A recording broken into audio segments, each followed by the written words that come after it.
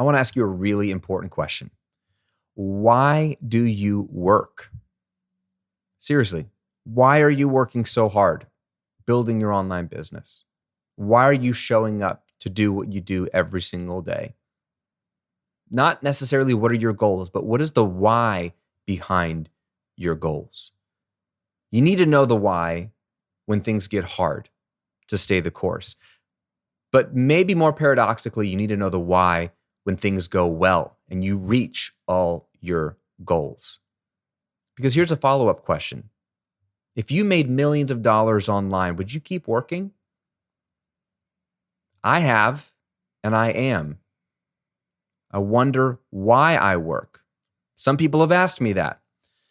And recently, I wrote some things down in my journal that were for myself, but I felt encouraged to share with you today 6 reasons why I work, my personal whys behind the work that I do, even though I've made millions online. And I think that these will inspire you and encourage you to not copy my whys, but to figure out what your why and whys are for doing the work that you do. Let's discuss.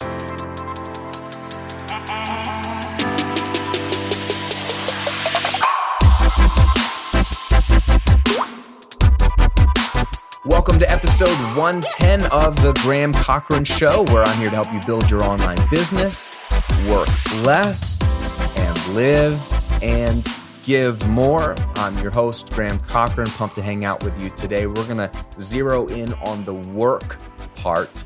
And this is an interesting conversation for me because I'm the work less guy. It's a big heartbeat of mine to be efficient in your work and not waste your time on things that don't matter, but zero in on the work that truly matters so that you can still reach your goals, but then have more time, flexibility, and freedom to be with your family, be with your friends, volunteer, pursue other life goals and hobbies. All of these things are important to me. So I'm saying every single week that I'm here to help you work less, but I think one of the assumptions is that I'm anti-work.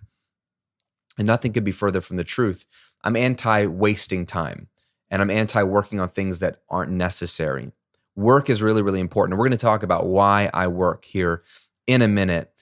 But if you are new to the show, new to the channel, new to what I'm doing, or if you've been lurking for a while, but you haven't started your online business, and it's more of an idea, a nice idea, but you need to get it running quickly, I want to give you a tool to help you get your business up and running in the next 30 days. It's my 30-day online income jumpstart guide. It's a simple PDF that walks you through a 4-week checklist. It's literally a checklist. Do this, then do this, then do this. Very straightforward. A 4-week guide to go from no audience online, you've never built anything online, to making money in the next 30 days. Most of my students make between $400, $500, $600 in the next 30 days. Some have made thousands, but that's a little rare.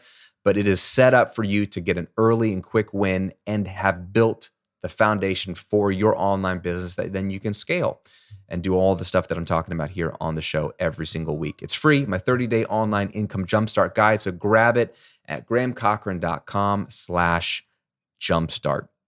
And if you're watching on YouTube, I'm going to link to it below the video. So you can just click on that, grab your copy of my 30-day online income jumpstart guide at grahamcochrane.com/jumpstart. Okay, let's talk about work real quick. This is something I wasn't going to share with you. It was not on my content list of what I wanted to teach. But I've been spending some time journaling lately. I'll go through seasons where I hate writing things down. But I live in my head, and I have found that it really is critical for me to write things down, get them out of my head onto paper or my notes app on my iPhone. I've done both. And when it's written down, it becomes more real to me, helps me clarify my thoughts and get more solidified. So I have felt mushy in my head lately, and I felt like I needed to write down and get really clear on the why behind my work. I know the why. There's multiple whys, but they float around in my head. And I was sitting by the pool. There's a pool at the building where I work, at my offices downtown. And I was sitting out by the pool with my journal and just trying to get some inspiration. I have a clear head, it's a beautiful day. And I'm sitting there and I'm like, let me sit down and write the reasons why I work. because I get questions from some people online here, and I have my own internal questions when things get hard of like, why am I still showing up and creating content and working? Like, I've made lots of money online by God's grace. I've had 2 successful businesses that are still successful. And sometimes when things get hard, or when I'm tired, or um, in a funk, I'm just like, why am I doing this again? I don't really need to. There isn't the pressure that there once was. When I was making no money, was on food stamps, there was a very obvious why to show up in my office and work. And it was, you got to pay the bills somehow, some way. Sometimes when you reach success and you reach your goals, the why becomes a little unclear. So getting very clear on the why is so important, because otherwise you will find yourself bitter or resentful, or straying off of your goal, or saying yes to things that aren't really part of your wheelhouse because you haven't gotten clear on your why. So I started to write things down, and then I've got a small mastermind I'm a part of with a couple of buddies of mine, and we meet every couple of weeks, and we update each other on life and business. And I was sharing with one of the guys, Justin, in my group, what I'd written down in my journal. And I read it to him thinking it was no big deal. And he was like, oh my gosh, that was really, really encouraging. He's like, I need to write down my whys. He's like, I think my whys might be somewhat different than yours, maybe a little bit similar, but man, that was inspiring. And I was really just surprised that it was a big deal to him. And so it got me thinking, maybe I should share these with you. So what I'm doing in this episode is just bringing you into my head so you understand what I think about when I show up to create a piece of content for you, when I dive into my 6-figure community and serve those people, when I'm diving into my epic mastermind every single week and serving them. Why am I doing this? So I have 6 whys. Some might be obvious, some might not be so obvious. And for each one of them, since I'm a Christian, my faith really shapes everything I do in my life, as it should for all Christians. So I have Bible verses associated with each one of my whys. I'm just going to give you the Bible verse reference. If that's interesting to you, you can go look it up. It's not necessary for you to have this with your why, even if you are a Christian. It's just, for me, so much of what I do is shaped by Scripture. I want it to be shaped by God's Word. So I have a Bible verse. So I'll tell you that at the side of each one of those, but it's just a little side note for you. If you're into that kind of thing, you can go dig into that afterwards, or you can pause this and look up the verse. Okay, so I have 6 whys, and my hope in this episode is that you will be encouraged to write down your own whys, and that you will maybe gain some insight into why I do what I do that might help you and I better understand each other. Because if I'm going to be your coach, I want you to really understand my heartbeat, my worldview, my values, to make sure that they line up with you. We don't have to line up 100%. We don't have to be clones of each other. But you want to pick a coach. You want to pick someone to learn from who you feel what they're doing and why they're doing it lines up with you, right? There's plenty of people that are just as knowledgeable about this stuff as I am, but they might have a very different spin on things. And that might be more appealing to you or less appealing to you. So it's important to know who your teacher is before you just blindly take their advice. And the same thing would apply to me. Okay, so this is letting you into my world. Here we go. Reason number 1 why I work is maybe the obvious one, but it's to provide for my family. 1 Timothy 5:8. Okay, that's where that comes from for me. I think we all get this to some degree, especially if you have a family. Even if you're just married, you understand there's a bit of pressure to provide, not just for your own self, but for those that you are entrusted to take care of. And so that pressure is a good, healthy pressure. What's interesting is once I reach a certain level of financial success, the question was, oh, should I just like retire early and just stop working? Because I'm able to provide for my family's needs, even if I don't work, because of the businesses I've built or the assets I've been able to accumulate or whatever it is.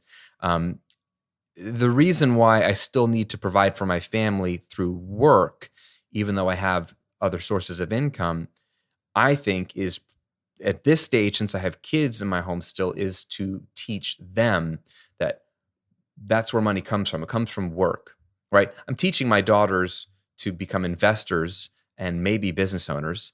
That'd be awesome. But at the very least, to be investors, to buy assets that can then produce income for themselves. So they're not just dependent on a job, but they still understand, and I still need to model for them and want to model for them, that the way you provide for yourself and your family is to go to work. Work creates wealth, and that's the beginning of all wealth. And then how you manage that little bit of wealth, you can have it grow or it can disappear. That's really up to you.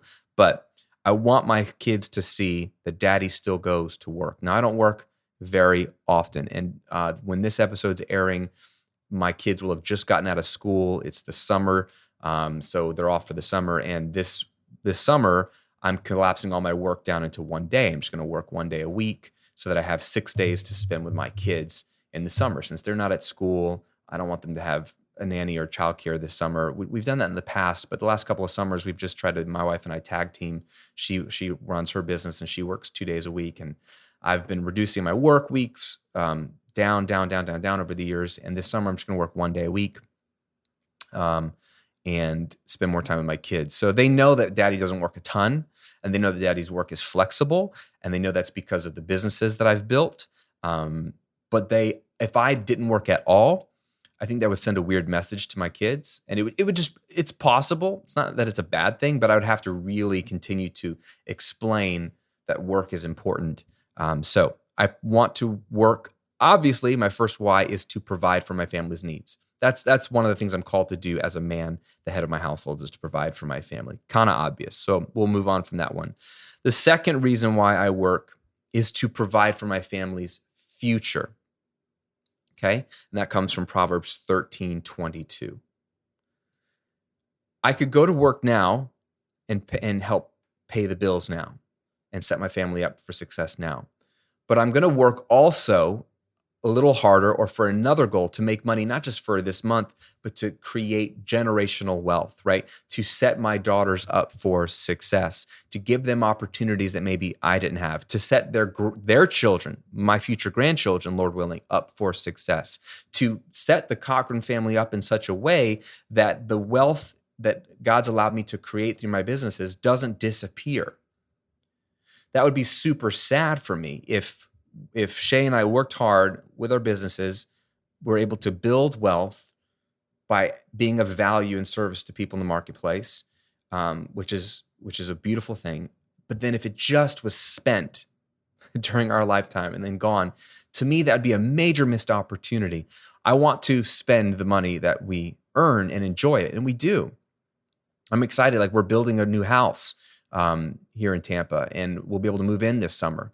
And it's gorgeous, and it's a dream of mine. It's a dream house. It's a custom built house. It takes a lot of money to do what we're doing, and it's worth it to me to spend money on a nice house for my family.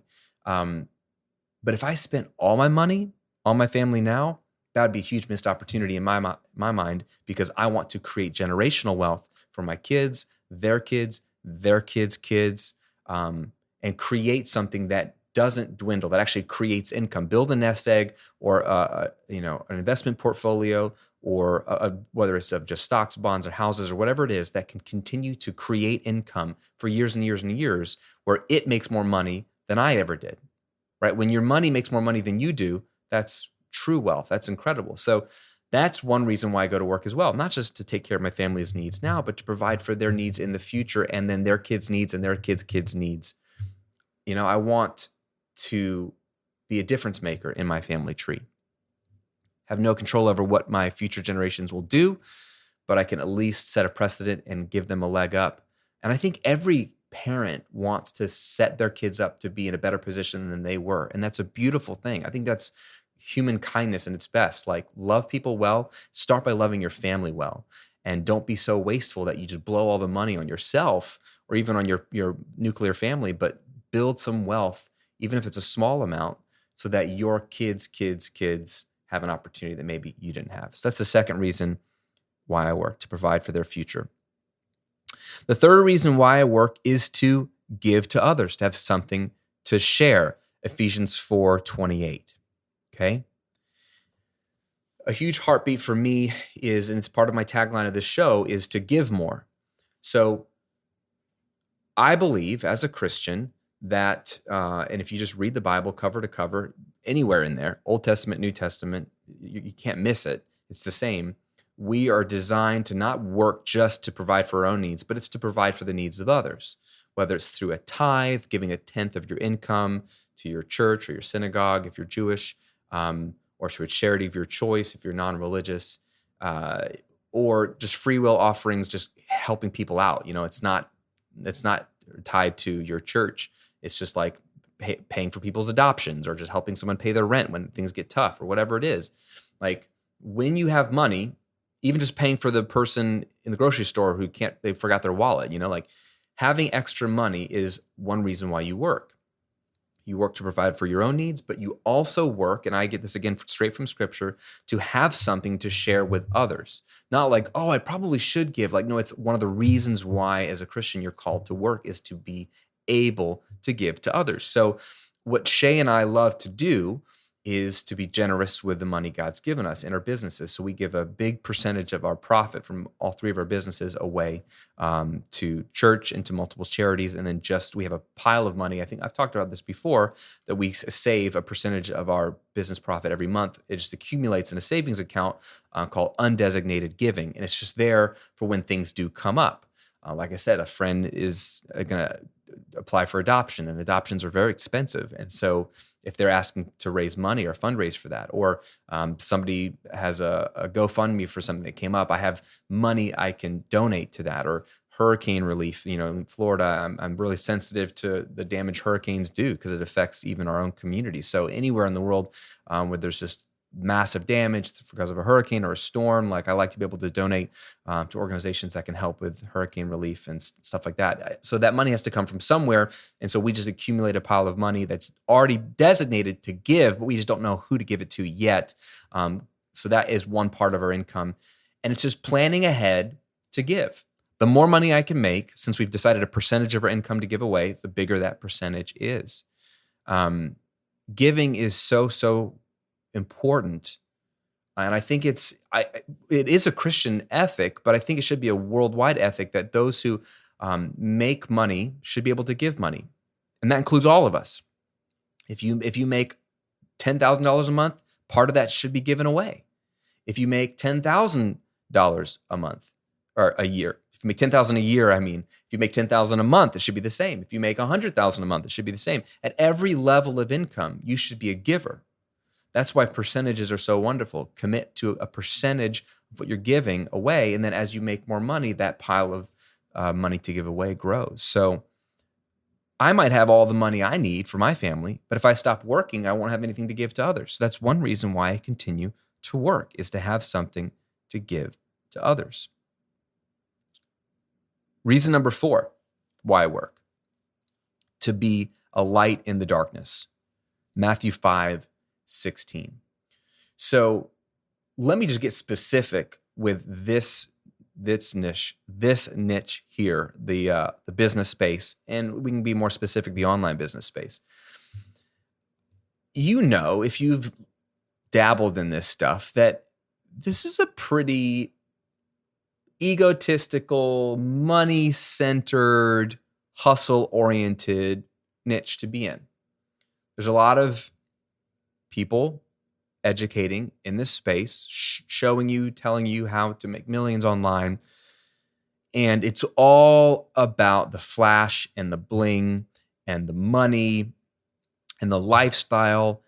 And it's ego-driven, it's money-driven, it's selfish focused.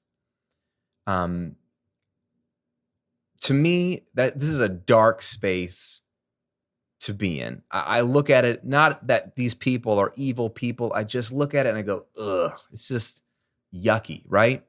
You know the Facebook ads I'm talking about. You know the YouTube ads I'm talking about. It's just kind of, ugh. I feel that one of the reasons why I should show up and do show up every week here on YouTube, here in the podcast, one reason why I'm writing a book that will hopefully be published alongside all of these other books by some of these authors, is to displace darkness with light. So if there's a dark room, you can't see anything, and someone comes in with a light bulb or a lighter or a flashlight or your iPhone, even a tiny little light, it lights up a whole dark room and it moves some of the darkness away. That's what I'm trying to do, is to be a light in darkness. Now that might sound to you, depending on where you come from, egotistical, as if like I'm some glorious savior, and I'm not. But I do feel like God's called me to this space for a reason, that there is maybe a more others-focused, less egotistical, more healthy, more well-rounded approach to building a business that will better serve you in the long run, make you happier in the long run, and make the world a slightly better place. And so I feel like I need to show up every week to be a little flicker of light in this dark space, to then help you become a light in your dark space. Maybe you are in the fitness and health industry. That's another dark space filled with all kinds of, sort of shallow, just body-centric, because by the nature of it is body-centric teaching that's just cold and is all about just looking your best, as opposed to being, wholly healthy and being more holistic. Like, there's ways to lose weight that are unhealthy, and there's ways to lose weight that are healthy and sustainable, right? It's a niche that might be full of just like bad advice, and maybe you need to be encouraged. And if I can be light in this darkness, maybe it spurs you to be light in the darkness of your niche and display some of the darkness and be a better version of some of those people and help your audience out in a better way. And if we're all doing this, if we're all being true to our calling and doing things with integrity, generosity, focus on service to others as opposed to self, man, we're going to transform all the niches that we're in, which can then transform the world. That's why I think entrepreneurship is what's going to take the world by storm and make it better. I don't think it's politics. I don't think it's policies. I think it's entrepreneurship, and you could be a huge part of that. So that's one reason why I work, is to be a little bit of light in the darkness in this space every single week. Fifth reason why I work is to love my neighbor as myself. Mark chapter 12, verse 31. Right? This is a very common teaching from Jesus. Love your neighbor as yourself. So this can look, love of neighbor can look like a lot of different things. I think one thing I love about one of my good friends, Jordan Rayner, who's just a brilliant entrepreneur, and he wrote a book called Call to Create, which, if you are an entrepreneur of any kind, I think you should read it. Especially if you're a Christian, you should read Call to Create, because it finally says what I feel like someone needed to say, which is the God of the Bible, the Jewish and Christian Bible, is an entrepreneur. He's a creator. In fact, it's the very first thing he does in the Bible. The first thing we know about God, Genesis chapter 1, verse 1, the first verse in the entire Bible. In the beginning, God created the heavens and the earth. So the first thing we learn about God is that he's a creator. He takes nothing and turns it into something. And to create something for the good of someone else at a cost to you, and to risk something to create something for the good of something else, that's what God did. That's how Jordan Rayner describes entrepreneurship. That's what he thinks an entrepreneur is someone who risks something to create something for someone else for their good. And that's a beautiful picture of what we do as entrepreneurs.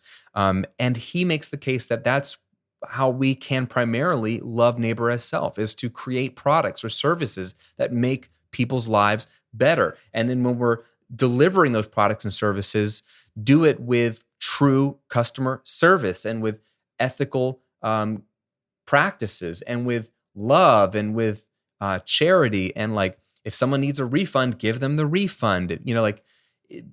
Be love in your business. So loving neighbor as self isn't just bringing your neighbor a cup of sugar when they need a cup of sugar. Loving neighbor as self isn't just looking out for those in your community that are struggling. Loving neighbor as self isn't just looking after your countrymen who's struggling, who might be different than you. There's a lot of beautiful ways to love neighbor as self. So I'm not saying this is exhaustive, but one way you and I can love neighbor as self is by building a great business that serves people well.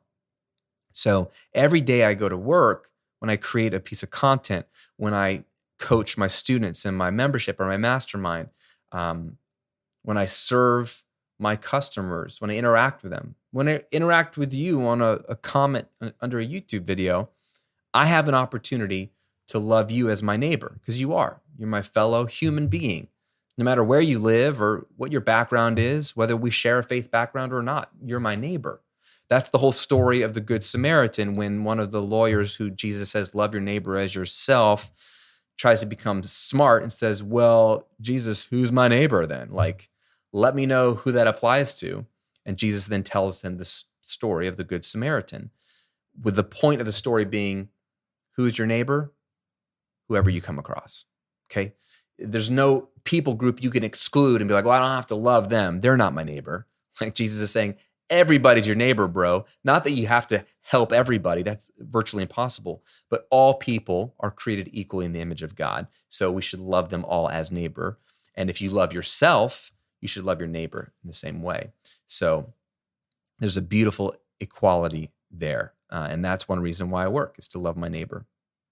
And the sixth and final reason why I work is to be creative and to stay sharp.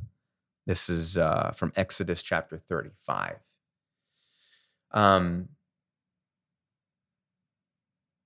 Creativity is a huge part of God's heartbeat. It's the way he designed humans. Again, going back to what I just said, the first thing God did is he created. He's a creative. He's a creator. We're all creators. If you're a business owner, you're creating something out of nothing. Either you're creating a service out of just your knowledge and experience, or literally your hands and your feet if you're building something, or you're creating a product, again, starting from your mind, an idea, and then you're building it physically or building it digitally. Like, you are a creative if you are an entrepreneur. To be creative, to be innovative, to flex that part of your muscle, of your brain, is to stay sharp, right? Like, I imagine being a 70-year-old man and, Lord willing, having all the money I could ever want. I already feel like I do. And not wanting to stop creating content or writing books or doing a podcast or serving people or coaching other people to build businesses. I would never want to stop. Why? Because it will keep me sharp.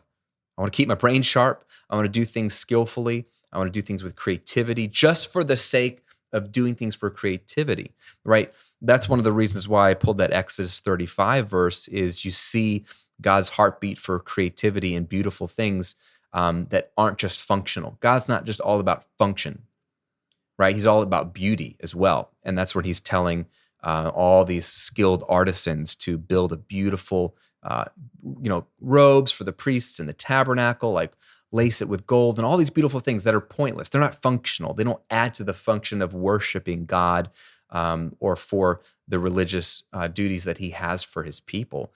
They're just for beauty. And what that tells us is that God created beautiful things. He values beautiful things just for their inherent beauty and then the creativity that's used to create those things. So he gives people skill. He wants people to use the skill to make beautiful things. They don't have to make money or serve a purpose other than just being beautiful and creative. And so you and I, no matter what your business journey is or what it looks like, or you reach your financial goals and things are crushing and your business is relatively automated, which I'm hoping it is for you because that's what I'm trying to help you do every single week. It's a beautiful thing. You should never stop creating, because the moment you stop creating, you start dying. So keep creating, keep serving. It'll keep you sharp. You'll be able to flex that creativity muscle in your brain. And that just keeps you fresh, keeps you young, keeps you alive, and it gives you so much satisfaction and joy. At least it does for me, and I hope so when I'm older as well. So those are the 6 reasons why I work: to provide for my family, 1 Timothy 5:8, to provide for their future and to create generational wealth, Proverbs 13:22, to give to others, to have something to share, Ephesians 4:28, to be light in the darkness, Matthew 5:16, to love neighbor as self, Mark 12:31, and to be creative and stay sharp, Exodus 35. And there are other verses as well. These are just the ones that came to mind when I wrote these down. So I hope that encourages you and inspires you. What I would encourage you to do, it's pretty simple. Find some time this week to find a quiet corner of your house, go to a park, wherever you can get away, sit down with a notebook or your phone and think through, why do you do what you do when it comes to your online business? Why are you working? And there's very obvious answers, and there might be some ones that you haven't thought of. So I'm sure one of your whys is to provide for your family, to pay the bills. But beyond that, why? What are your whys? They do not have to line up with mine at all. But I want you to make time this week to get clear on your why or your whys for what you do. And then what I would love for you to do once you've done that is maybe come back and leave a comment under this video if you're watching on YouTube, or you can always email me if you're listening on Apple Podcasts or Spotify, graham@grahamcochrane.com. And let me know one of your whys. Maybe one of the ones that was most surprising to you, or maybe most important to you. Leave a comment with one of your whys. Why are you doing what you're doing with your online business? Why are you trying to build it? I think that would be so helpful for you to get crystal clear on even just one of those whys. I hope this was helpful and encouraging. Let me know also in a comment below if you enjoyed this piece of content this week. And like I said at the top of the show, if you need to start making some money quick, if you're like, this is the summer, this is the year, I'm going to launch my online business. I've been lurking. I haven't started, or I've been putting it off. No more excuses. I've got a 30-day online income jumpstart guide for you, a checklist for the next 4 weeks to go from where you are today, maybe no audience, maybe nothing online, to making money in the next 30 days. You can kick off your business, launch your business 30 days from now. I want to give you the step-by-step plan to do it. It's free, it's simple, it's action-packed. Just go to grahamcochrane.com/jumpstart or click the link below this video if you're watching on YouTube. As always, my friend, thanks for tuning in, hanging out. Appreciate you. Stay healthy and stay safe. And I'll see you in another episode real soon.